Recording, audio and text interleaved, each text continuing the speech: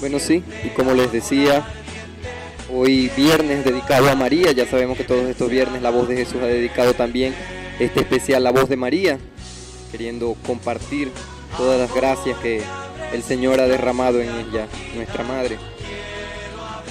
Hoy hablaremos sobre las apariciones que la Virgen María, nuestra Madre, ha tenido a través del tiempo, donde se ha ido manifestando en ayuda para con sus hijos.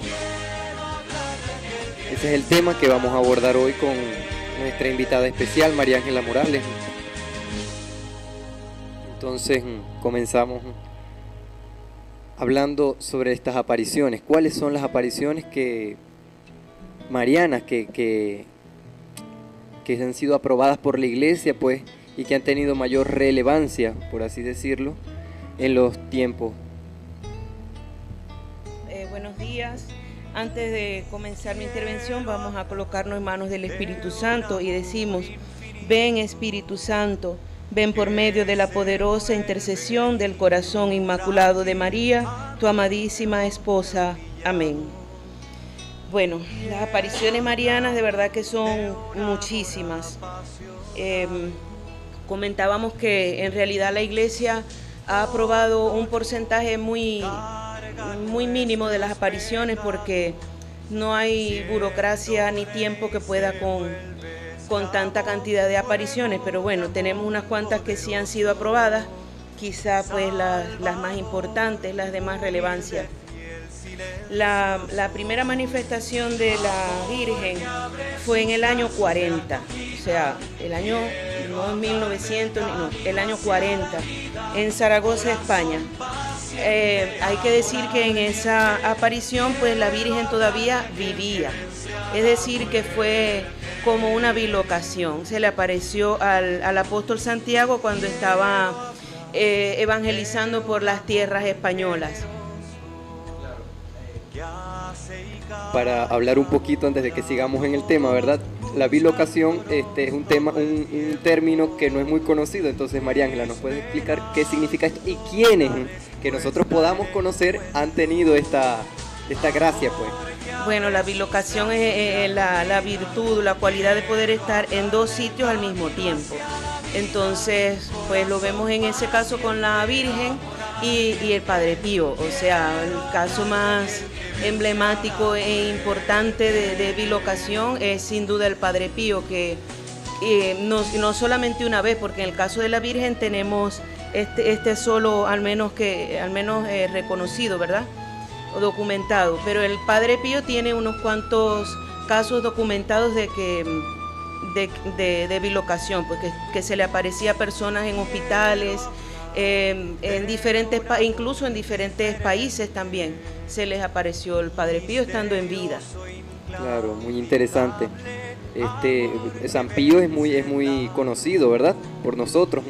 Y cabe resaltar también que varios santos han podido tener esto, han podido hacer esto, estar en varios lugares o en dos lugares al mismo tiempo.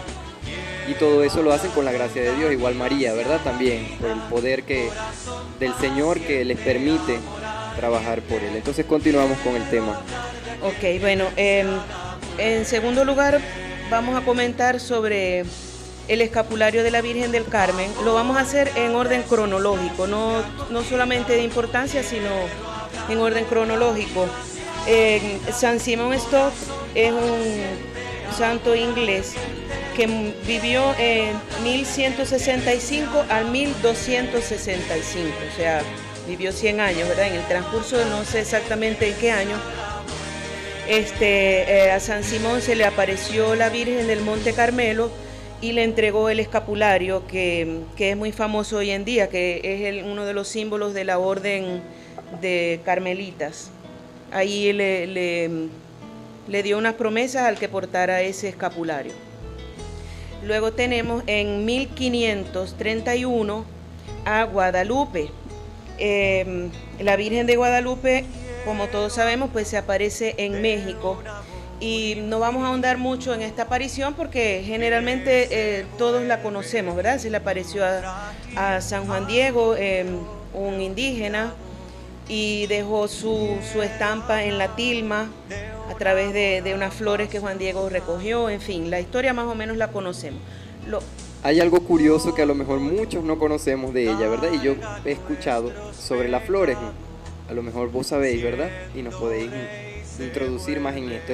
Solamente el hecho de la aparición en la imagen, la pintura, y la impresión. La impresión y cómo sucedió, solamente. Porque las flores eran flores de Castilla, o sea, no eran flores que se daban en México, y menos en la estación en la que sucedió el milagro. Juan Diego no tenía forma de poder haber recogido esas flores de ninguna parte. Entonces fue una de las cosas que más le impresionó al obispo, porque ya con solo el hecho de ese tipo de flores, ya le decía él que era algo sobrenatural.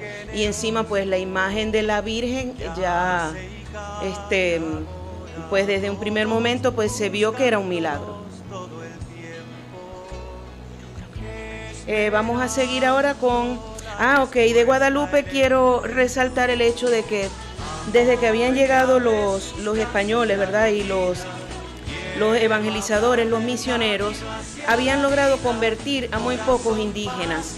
Y a raíz de la aparición de Nuestra Señora de Guadalupe, vino una oleada masiva de conversiones de los indígenas. Entonces, tal vez lo más resaltante de la aparición de la Virgen de Guadalupe es que ella vino a inaugurar, digámoslo así, la fe en nuestro continente. O sea, por ella fue que entonces verdaderamente se comenzó la evangelización y se comenzó a dar frutos de conversión de los indígenas, y luego, bueno, ya toda la historia pues hasta llegar a nosotros. Pero digamos que así como la Virgen, San Juan Bautista precedió la venida de Jesucristo, ¿verdad? En este caso, María precedió la llegada de Jesucristo a nuestro continente. Y es lo que también se dice de estos últimos tiempos, que María es la que viene a preceder la segunda venida de nuestro Señor Jesucristo.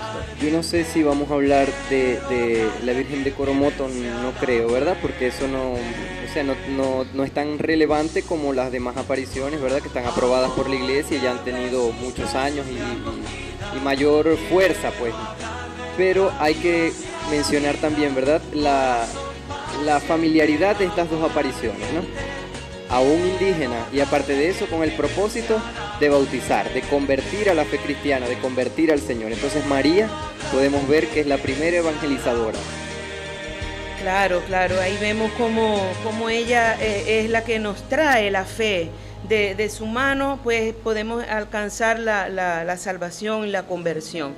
Es una de las cosas maravillosas de nuestra Madre, que su misión es traernos a Jesús. Ahora vamos a conversar sobre la medalla milagrosa, un hecho ocurrido en Francia en 1830. Y para poder resumir voy a permitirme leer, ¿verdad? El 27 de noviembre de 1830, la Virgen Santísima se apareció en París a Santa Catalina Labouré, humilde religiosa vicentina, que de esta manera se le apareció. La Virgen venía vestida de blanco. Junto a ella había un globo brillante sobre el cual estaba la cruz. Nuestra Señora abrió sus manos y de sus dedos resplandecientes salieron rayos luminosos que descendieron hacia la tierra. María Santísima dijo a Santa Catalina: "Este globo que has visto es el mundo entero donde viven mis hijos. Estos rayos luminosos son las gracias y bendiciones que yo expando sobre todos aquellos que me invocan como madre. Me siento muy contenta al poder ayudar a los hijos que me imploran protección, pero hay tantos que no me invocan jamás, y muchos de estos rayos preciosos quedan perdidos porque pocas veces me rezan". Entonces, alrededor de la cabeza de la Virgen se formó un círculo o una aureola con estas palabras: "Oh María, sin pecado concebida, ruega por nosotros que recurrimos a ti". Una voz dijo a Catalina: "Hay que hacer una medalla semejante a esto que estás viendo. Todas las personas que la lleven sentirán la protección de la Virgen". Y apareció una M, y sobre la M una cruz. y debajo los corazones de Jesús y María.